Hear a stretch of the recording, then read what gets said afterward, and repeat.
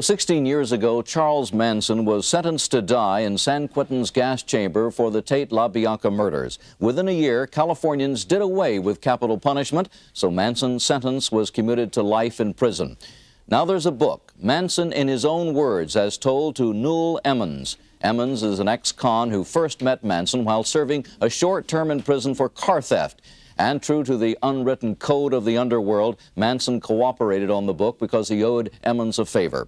Today, correspondent Heidi Schulman went to talk with Manson to find out, after all these years, is there any remorse? Is he sorry? Does he feel guilty? Well, then we here on the Today Show staff debated among ourselves whether to air his answers. Half of our staff said absolutely not. Even though Manson doesn't make a cent off this book, let's not give him any publicity. But another half said yes, believing that some of you are as curious as some of us are. Well, at any rate, here is what Manson had to say. Charles Manson is serving his life sentence for murder in San Quentin prison. That is where we talked with him and with Newell Emmons, author of Charles Manson in his own words. Our conversation lasted an hour and a half, during which Manson was sometimes lucid, sometimes incoherent, and frequently manipulative. From your words, as Mr. Emmons quotes them in this book, it's clear that you were guilty of murder, and yet he says in all his conversations with you, he never heard you express remorse. Have you never felt it? Remorse for what?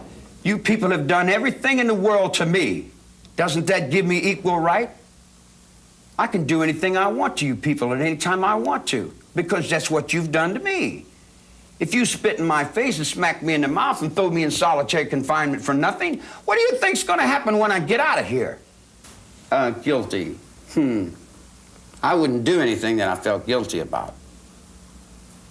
You don't feel guilty at all? There's no need to feel guilty. I haven't done anything I'm ashamed of.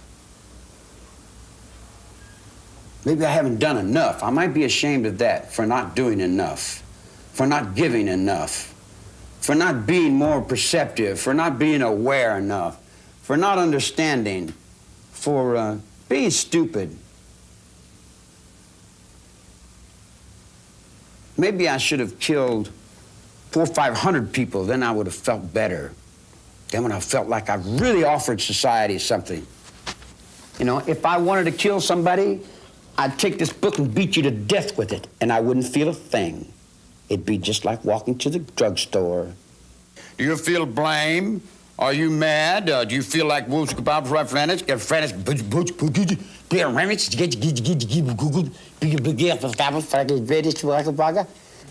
Newell Emmons is an ex-convict who first met Manson in prison in the 50s. He claims he wrote the Manson book after 7 years of conversation with Manson to show that he's no leader, no guru, but just a loser.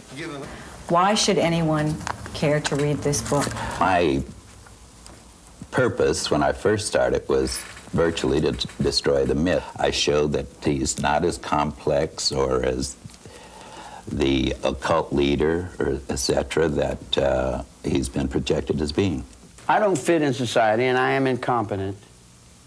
I'm definitely incompetent. No, that's not what I said. Well, I say that. I say that. No, there's nothing wrong with being incompetent because you don't have to do as much. If you're competent, then you got a lot to do. See, but there's another aspect of it too. I've learned to reflect. I just reflect back. I know I don't know. I know I'm stupid. I admit I'm a petty whatever. I've never been a success at anything. I even got to the point where I didn't want to be a success at anything. What would being a success, what does that mean, you know? Money? Oh, I've had all the money in the world 3 times and I had to give it back. That's a stupid little game, you know? My awareness and my consciousness is not the same as somebody that goes to school and has a mom and dad. See, not having parents have left me in another dimension, so to say, you know. I don't have no bad going for nothing. I don't judge. I hardly even think about too much. It's hard for me to remember breakfast. In fact, if I didn't have 2 or 3 girls to help me, I would pretty much be lost and I wouldn't know what the hell I'm doing. You write that in all your conversations with Charles Manson, he never expressed remorse. Have you seen any today? I mean, perhaps he believes totally in his own mind that he's not guilty. You guys got this stuck in your head that I've murdered somebody.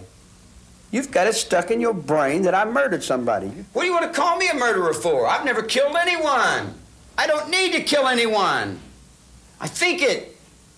I have it here. Who is this man you've been talking to for 7 years?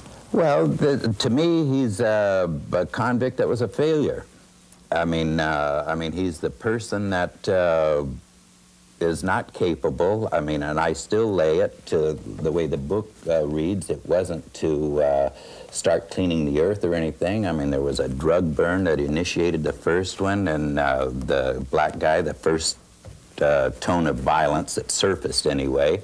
And then the death of Gary Hinman, there again it was dope related, and it just kept feeding from there, and so it had no spiritual aspects at all. It was just a bunch of guys out there, kids out there that was living, doing their own thing, and it used to be party time and play time, and then through drugs and the whole bit, well, it started getting a little bit nasty, a little bit meaner, and first thing you know, there's murders.